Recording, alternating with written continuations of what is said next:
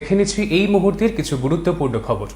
CPIM এর পরবর্তী রাজ্য সম্পাদক জিতেন চৌধুরী রবিবার দলের রাজ্য কমিটির বৈঠকে এই বিষয়ে চূড়ান্ত সিদ্ধান্ত গৃহীত হয়। বৈঠক বসেছিল কারণ দলের রাজ্য সম্পাদক গৌতম দাস প্রয়াত হয়েছেন। এই ঘটনার পর দলের অস্থায়ীভাবে রাজ্য সম্পাদকের দায়িত্ব দেওয়া হয় মানিক দেকে। এদিন বৈঠকে সিদ্ধান্ত নেওয়া হয় জিতেন চৌধুরী এখন থেকে পুরোপুরিভাবে দলের রাজ্য সম্পাদকের দায়িত্ব পালন করবেন। দলের দুঃসময়ে জিতেন চৌধুরীকে গুরু দায়িত্ব দেওয়া হলো বলে মনে করছেন রাজনৈতিক বিশ্লেষকরা।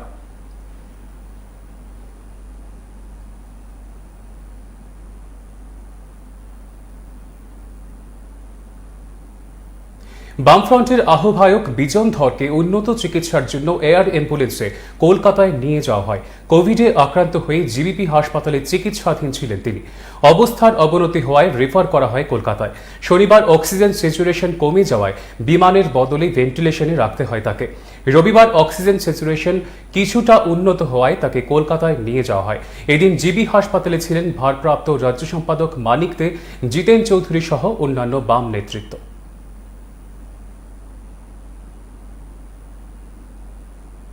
জরাজীর্ণ অবস্থায় পরিণত বক্সনগর স্বাস্থ্য কেন্দ্রটি 1988 সালে নির্মিত হয়েছিল। এই স্বাস্থ্য কেন্দ্রটি বর্তমানে এটি এক প্রকার ভগ্ন দশায় দাঁড়িয়ে আছে।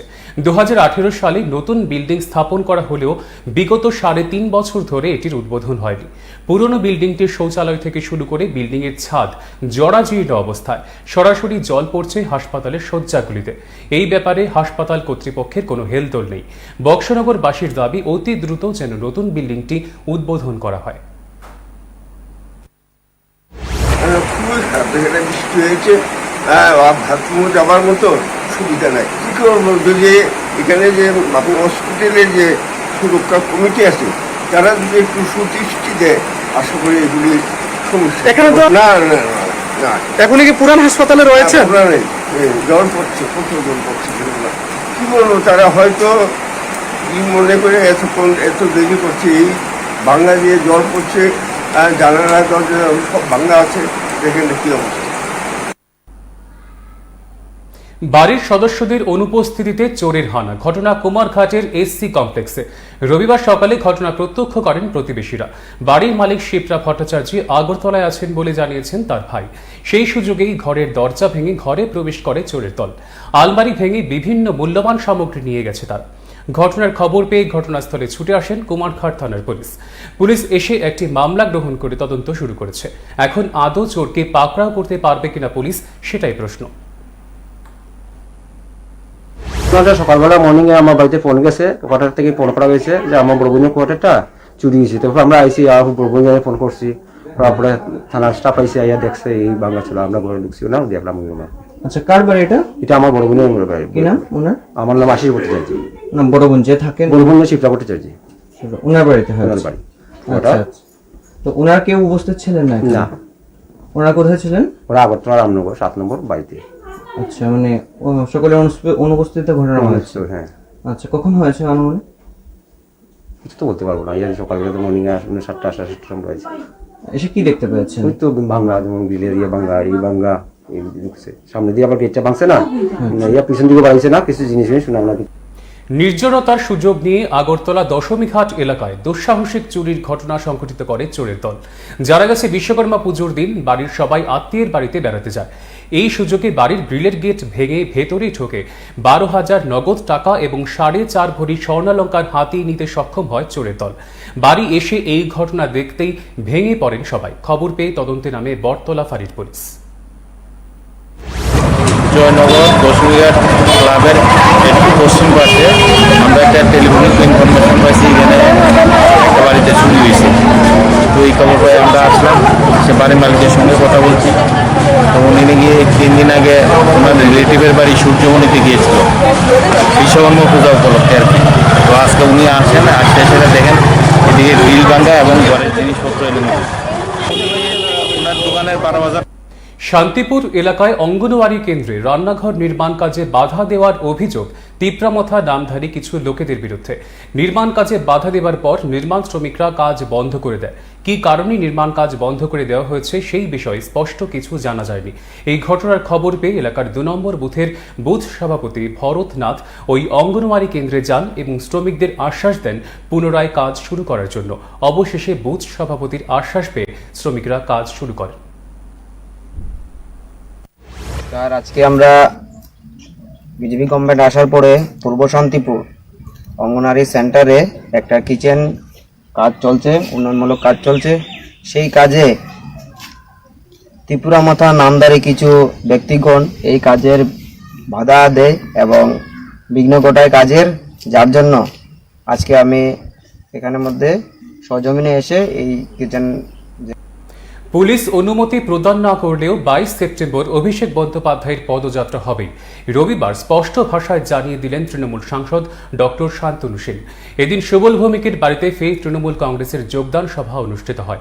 সভায় কথা বলতে গিয়ে শান্তনু সেন জানান, তাদের সর্বশেষ চিঠির কোনো উত্তর না আসায় তারা এডিজিপির সাথে দেখা করেছিলেন। তাকে জানিয়ে দেওয়া হয় 22 সেপ্টেম্বর তৃণমূল কংগ্রেসের কর্মীরা আগরতলায় থাকবেন। যদি অনুমতি প্রদান না করা হয় তাহলে শান্তিপূর্ণভাবে কর্মীরা আগরতলায় জমায়েত করবেন। দেখুন, আমরা তৃণমূল কংগ্রেস শান্তিতে বিশ্বাস করে, যে কারণে 34 বছর বাংলায় তৃণমূলের সব থেকে বেশি কর্মী মারা গেছে। আর তৃণমূল কংগ্রেস আজকে 10 বছর শাসনকালে আছে। দুঃখের বিষয়, এখনও কিন্তু তৃণমূল কংগ্রেসের কর্মীদের বেশি মারা যায়। তার কারণ তৃণমূল কংগ্রেস আইন ভাঙা বা প্রতিহিংসা রাজনীতিতে বিশ্বাস করে না। তাই আমরা শান্তিপূর্ণভাবে 11 তারিখ চিঠি দিয়েছিলাম যে আমরা 15 তারিখ অভিষেক বন্দ্যোপাধ্যায়ের নেতৃত্বে শান্তিপূর্ণ কোভিড বিধি মেনে মিছিল করব। আমাদের বলা হলো 15 তারিখে এখানে অন্য রাজনৈতিক দলের কর্মসূচি আছে। যদিও আমরা পরবর্তী ক্ষেত্রে অন্য সূত্রে জানতে পেরেছি যে আমাদের চিঠি দেওয়ার পরে তাদের চিঠি জমা পড়েছে এবং প্র্যাকটিক্যালি 15 তারিখ সেই অর্থে কোনো বড় রাজনৈতিক কর্মসূচি হয়নি যার ভিত্তিতে পুলিশ তৃণমূলকে পারমিশন দিত না, কিন্তু দেয়নি। তারপর আবার আমরা চিঠি দিলাম 13 তারিখে যে আমরা 16 তারিখে করব। তখন বলে দেওয়া হলো বিশ্বকর্মা পুজোর জন্য কোনো এখানে কর্মসূচি করা যাবে না। আমরা এখানে বিশ্বকর্মা পুজোর দিন এলাকায় এলাকায় ঘুরে দেখেছি মানুষ শান্তিপূর্ণভাবে বিশ্বকর্মা পুজো পালন করে, তার জন্য পুলিশ মোতায়েনের প্রয়োজন হয় না, যে কারণ দেখিয়ে আমাদের বাতিল করা হয়েছে পারমিশন। তারপর আমরা 14 তারিখ আবার চিঠি দিয়েছি যে আমরা 22 তারিখে পারমিশন দিন, আমরা 22 তারিখে আমরা করব, এই প্রতিবাদ মিছিল করব। নর্মালি 24 থেকে 48 ঘন্টার মধ্যে কনভেনশন হচ্ছে উত্তর পাইনি বলে গতকাল 18 তারিখ আমরা গিয়েছিলাম ডিজি দিল্লিতে থাকায়। উনি বলে দিয়েছিলেন এডিজি ক্রাইম পুনিত রাষ্ট্রপতির সাথে কথা বলতে। আমরা প্রতিনিধি দল গিয়ে জানিয়ে এসেছি যে 22 তারিখে আপনি যদি পারমিশন দেন খুব ভালো, যদি পারমিশন না দেন এই তৃণমূল কংগ্রেসের হাজার হাজার কর্মীদের উচ্ছ্বাস, উন্মাদনা, উদ্দীপনাকে আমরা বাদ দিয়ে মেরে রাখতে পারবো না। তারা আগরতলার শহরে থাকবে, অবশ্যই শান্তিপূর্ণভাবে থাকবে, অবশ্যই কোভিড বিধি মেনে থাকবে, কিন্তু আমাদের 22 তারিখের কর্মসূচি হবে। এবার পারমিশন দেবে কি না দেবে সেটা বিপ্লব দেবের পরিচালিত পুলিশ সিদ্ধান্ত নেবে।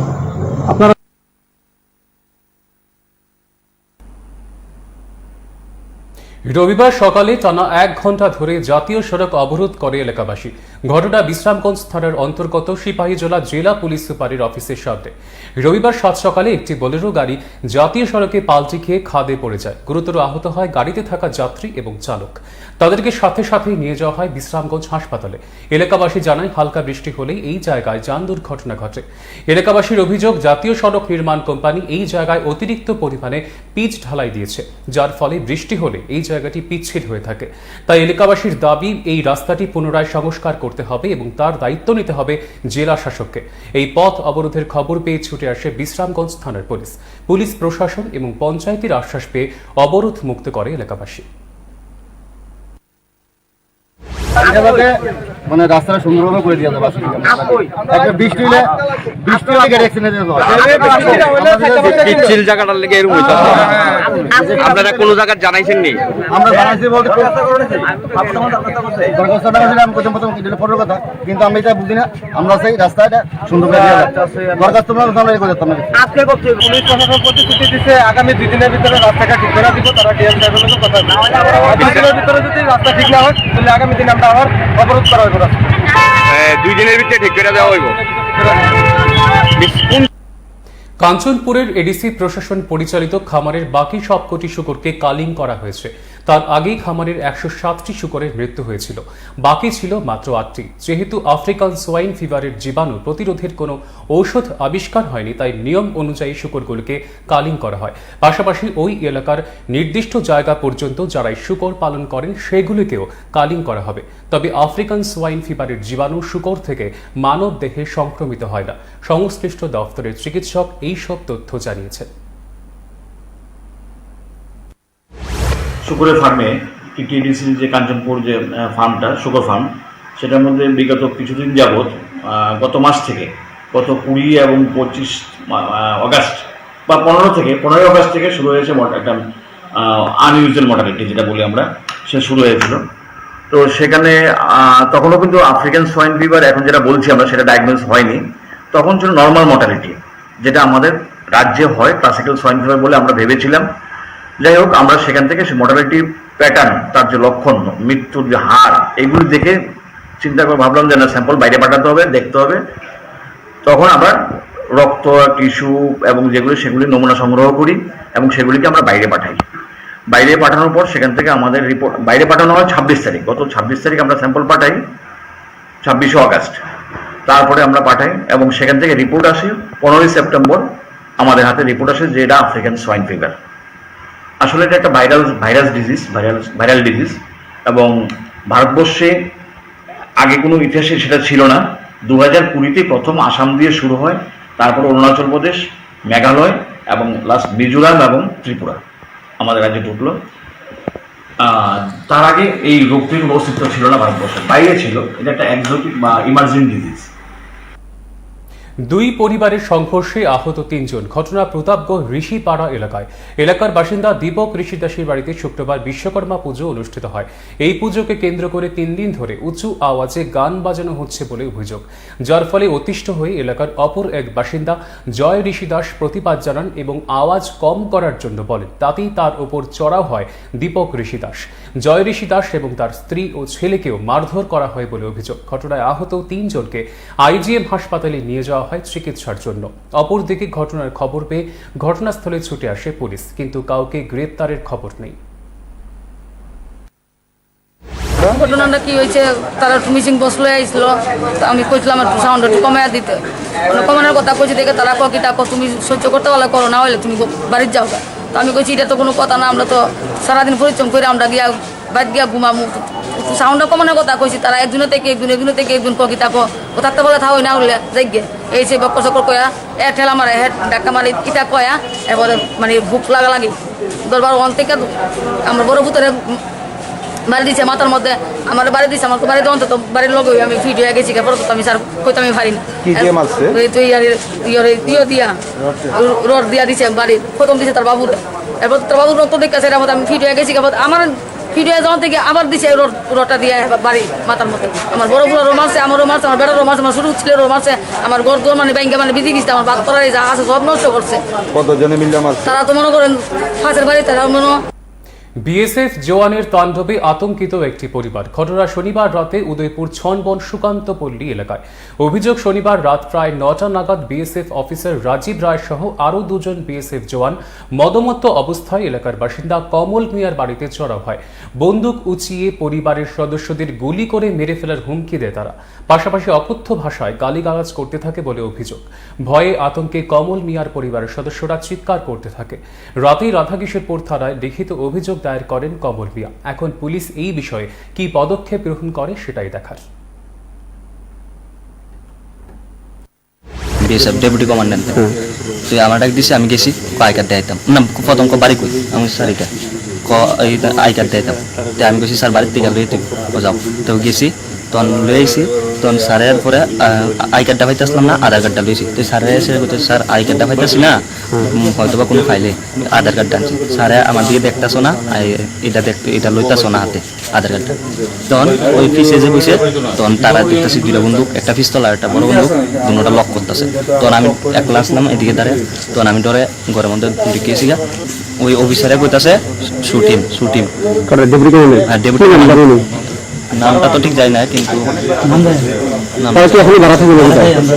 হ্যাঁ, তারা হ্যাঁ উজ্জ্বলা বাড়িতে বাড়াতে হয় তখন কইতাছে তখন তারা লক করে লাইতেছে বন্দুকটি। কি কারণে মানে কি তারা কি মানে কিছু নেই এরকম? হ্যাঁ, কি আছে অবস্থা? নেশা অবস্থায় আসলো। मैं साहब जो बताया साहब से पूछ लीजिए। तो क्या हुआ था क्या? कुछ नहीं हुआ था, हम तो गाड़ी लेके आए थे, कोई दिखा साहब ने उसको पूछा है बरबली, हाँ ऐसे ही नॉर्मल किसी से पूछ लिया है, तो इसी पे मतलब कि ये लोग बोले हैं भाई को कर दिया कर दिया कर दिया, ऐसा कुछ हुआ नहीं। क्या ऐसा कुछ गलत था क्या जो साहब ने आपने पूछा? किसी साहब को किसी के ऊपर डाउट हुआ होगा, सस्पेक्टेड, उसको नॉर्मली पूछताछ किया है बस। বেলাবর চারিপাড়া অঞ্চল কমিটির প্রথম সম্মেলন অনুষ্ঠিত হয় মেলার মাঠ আম্বেদকর ভবনে। সম্মেলনে আলোচনা করেন সিপিআইএম ডুকলি মহকুমা কমিটির সম্পাদক অভিজিৎ ভট্টাচার্য। সম্পাদকীয় প্রতিবেদন পাঠ করেন অবিভক্ত বাধারঘাট অঞ্চল কমিটির সম্পাদক কার্তিক দাস। উপস্থিত ছিলেন নারী নেত্রী কল্যাণী চৌধুরী, সৃজন দেব। বেলাবর চারিপাড়ার নতুন অঞ্চল কমিটির সম্পাদক হলেন সুজয় সরকার। 16 জন সদস্যকে নিয়ে গঠিত হয় নতুন কমিটি। না, এই এলাকায় Badharghat CPIM Badharghat local committee এলাকায় আমাদের পার্টির শক্তি বৃদ্ধি পেয়েছে। হ্যাঁ, এই কারণে আমরা ইতিমধ্যে এই বাদারঘাট লোকাল কমিটিকে ভেঙে দুটো লোকাল কমিটি, একটা বাদারঘাট লোকাল কমিটি এবং আজকে নতুন আরেকটা লোকাল কমিটি তৈরি হলো। এটা হলো বেলাবর এবং চারিপাড়া লোকাল কমিটি নামে। বেলাবর চারিপাড়া লোকাল কমিটি, আজকে বেলাবর চারিপাড়া লোকাল কমিটির সম্মেলন অনুষ্ঠিত হয়েছে। এটা নতুন লোকাল কমিটি হয়েছে বাদারঘাট থেকে ভেঙে, এবং আজকে all Tripura sellers and publishers অ্যাসোসিয়েশনের প্রতিনিধিত্বমূলক সম্মেলন অনুষ্ঠিত হয় রবিবার। বর্তমান সরকারের গৃহীত নীতির ফলে পুস্তক ব্যবসায় প্রতিবন্ধকতা সৃষ্টি হয়েছে। করোনা অতিমারির ফলে সকল শিক্ষা প্রতিষ্ঠান বন্ধ থাকায় ক্ষতির সম্মুখীন পুস্তক ব্যবসায়ীরা। রাজ্য সরকারের শিক্ষা দপ্তরের গৃহীত সিদ্ধান্ত অনুসারে নবম থেকে দ্বাদশ শ্রেণী পর্যন্ত ছাত্রছাত্রীদের বিদ্যালয় থেকে টাকার বিনিময়ে বই কিনতে হচ্ছে। সরকার যদি শিক্ষার্থীদের স্বার্থে বিনামূল্যে বই দিতেন তাহলে পুস্তক ব্যবসায়ীদের কোনো আপত্তি থাকতো না। তাই তাদের বক্তব্য ওই বইগুলি স্কুলে এনসিইআরটির মাধ্যমে না দিয়ে পুস্তক ব্যবসায়ীদের মাধ্যমে ছাত্রছাত্রীদের মধ্যে বণ্টন করা হোক। বিভিন্ন বিষয় নিয়ে আলোচনা করা হয় এই সম্মেলনে। 2019-23 সেপ্টেম্বর আমাদের যে 39তম সাধারণ সভা ছিল, সেই সাধারণ সভা উনি প্রধান অতিথি হিসেবে উপস্থিত ছিলেন, আপনারা তার সাক্ষী আছেন। সেই সাধারণ সভা উনি বলেছিলেন যে রাজ্য সরকার এমন কোনো কাজ করবে না যাতে আপনাদের জীবন ও জীবিকার বিরাট প্রশ্নের জন্য গিয়ে দাঁড়ায়। কিন্তু এবং উনি এটাও বলেছিলেন যে আমরা একটা মধ্যস্থতা করে রাজ্য সরকারের সংশ্লিষ্ট দপ্তরের সঙ্গে আপনাদের নিয়ে আমরা মিটিং করব, মিটিং করে একটা নির্দিষ্ট জায়গায় আসবো যাতে আপনাদেরও স্বার্থ রক্ষিত হয়, ছাত্র সমাজেরও স্বার্থ রক্ষিত হয়, আমরা সেই ব্যবস্থা করব। কিন্তু ভাগ্যের পরিহাস, তিনি আমাদের অনেকবার ডেকেছেন, আমরা গিয়েছি শতপ্রণোদিত হয়ে, উনিও আমাদের ডেকেছেন, অনেকবার আলোচনা করেছি, কোনো আলোচনাতেই উনি আমাদের কথা ধন্যবাদ করেননি। প্রথম বলেছিলেন ক্লাস 1 থেকে ক্লাস 5 পর্যন্ত বই পরিবর্তন করা হবে। তার কিছুদিন পরে, মাসখানেক পরে আবার সিদ্ধান্ত জানলাম ক্লাস 1 থেকে 8 পর্যন্ত পরিবর্তন হবে।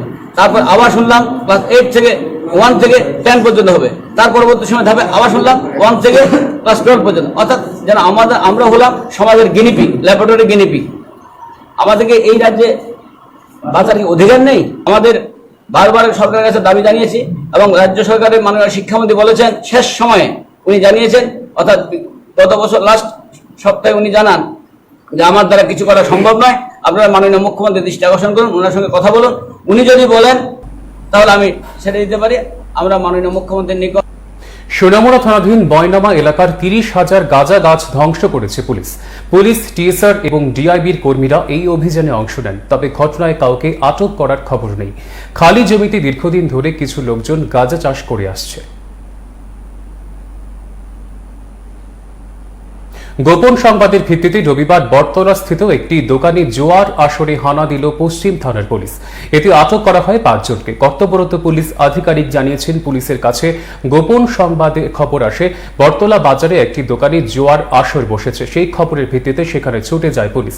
ঘটনাস্থল থেকে জুয়া খেলার সরঞ্জাম সহ 5 জনকে আটক করতে সক্ষম হয় তারা। তাদের বিরুদ্ধে নির্দিষ্ট ধারায় মামলা গ্রহণ করে তদন্ত করা হবে বলে জানিয়েছে পুলিশ। আজকে আমরা সিক্রেট একটা ইনফরমেশন পেয়েছি যে বটতলা হাওড়া মার্কেটে একটা স্পেসিফিক্যালি আমাদেরকে দোকান মেনশন করে বলা হয়েছিল যে ওইখানে প্রায় 15 থেকে 20 জন কি তার বেশিও হতে পারে এখানে একটা জুয়ার আসর বসেছে।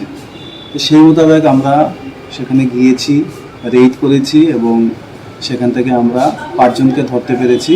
সঙ্গে ক্যাশ মানি ছিল এবং জুয়ার যে আসবাবপত্র ছিল, জান্ডিমান্ডা, এগুলো আমরা পেয়েছি।